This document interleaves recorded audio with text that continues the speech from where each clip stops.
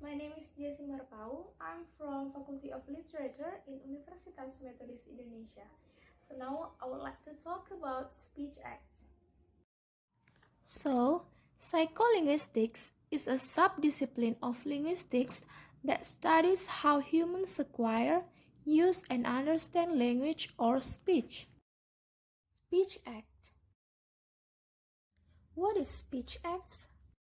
Speech acts are acts of communication activities that involve speakers as well as listeners to express something with a specific purpose.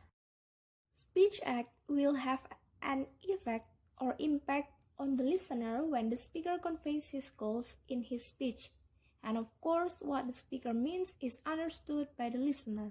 The success of the speaker in conveying his intentions and goals through what he utters can be said to be successful if the listener gets the effect of what the speaker is saying.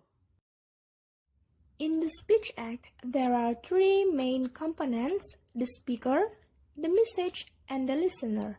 According to John Longshore Austin, who is one of the English philosophers and developers of speech act theory, states that there are three types of components in speech act: locutionary act, illocutionary act, and perlocutionary act. Locutionary acts are actions where when we say something without hiding its meaning.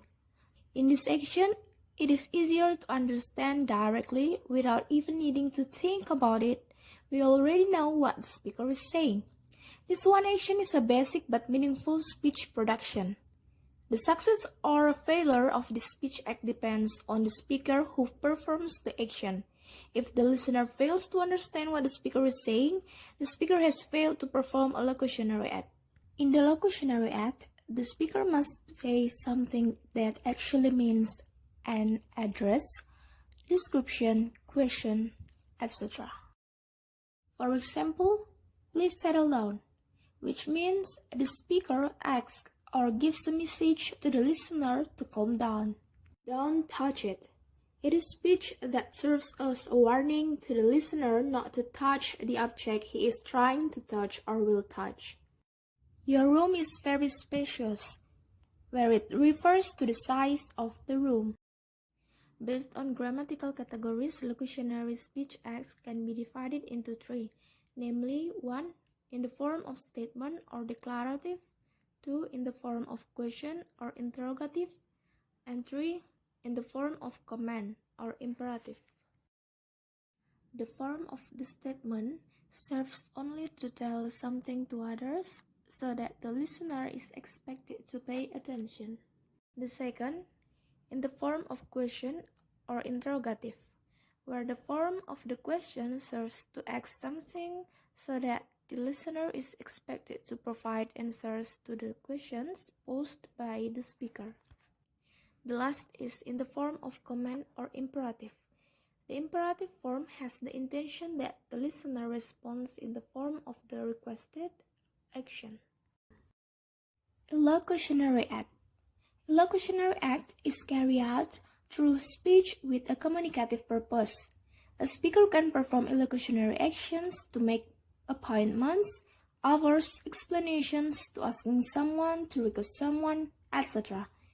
In the act of performing illocutionary, it is possible for the speaker to have a hidden meaning from his speech and to look for hidden meaning or the purpose of what the speaker is doing. It can be said that illocutionary act is performing an intentional utterance. For example, when you and your mother are in the kitchen, she says, "Is there vinegar and white pepper?" The illocutionary action of the interrogative sentence is a request. Please give me vinegar and white pepper. Even though the logos action or literal sentence is asking a question about the presence of vinegar and white pepper. This meat is not cooked yet, where the sentence indicates a request to recook the meat until done or cooked.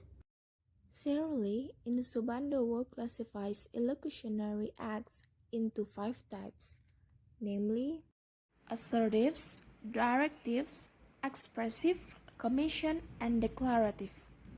Assertives is one type of illocutionary act that describe circumstances or events such as reports, demands, and statements. For example, research will start at 9 o'clock. Directives. Directives is the form of speech intended by the speaker to make an influence so that the speech partner takes actions such as suggestions, requests, and orders. For example, please go. Expressive. Speech acts used by speakers to express feelings and attitudes towards something. For example, the teacher is very friendly. Commission. Speech forms that function to state something in the future, such as promises or threats. For example, I will apply for a job after graduation. Declarative. Speech acts that can change the situation. For example, with the results of this exam, I declare you passed the exam. These words change a person's status from an ungraded state to graduated state. Perlocutionary act. Perlocutionary acts are about producing a meaningful and intentional effect of speech. Perlocutionary act is a speech act that causes consequences, whether intentional or not, which is achieved by the recipient of the speech with the speaker. Perlocutionary actions are real actions that are shown through actions including limb movements. In simple terms, the perlocutionary act is the result of the speaker's speech. In the other words, the listener is prioritized for the success of this perlocutionary act. It can also be said that perlocutionary acts are actions that will be carried out by the listener on the orders or suggestions of the speaker. For example, a child says to his mother, "Mother, I feel cold." Perlocutionary action from the sentence uttered by the child as the speaker is information, which will have an effect on the listener, which is mother. The effect of this informative sentence may be that the mother will give him a jacket or blanket. When your friend says, "Please help me find my phone," the effect of the perlocutionary act by the speaker or your friend is that the listener will look for where the cell phone is. Okay, now to make it quick and simple, I will give one sentence that contains all three types of speech act. So, on the screen you can see there is a sentence, and it can contain locutionary act, illocutionary act, and perlocutionary act. My name is Jessie.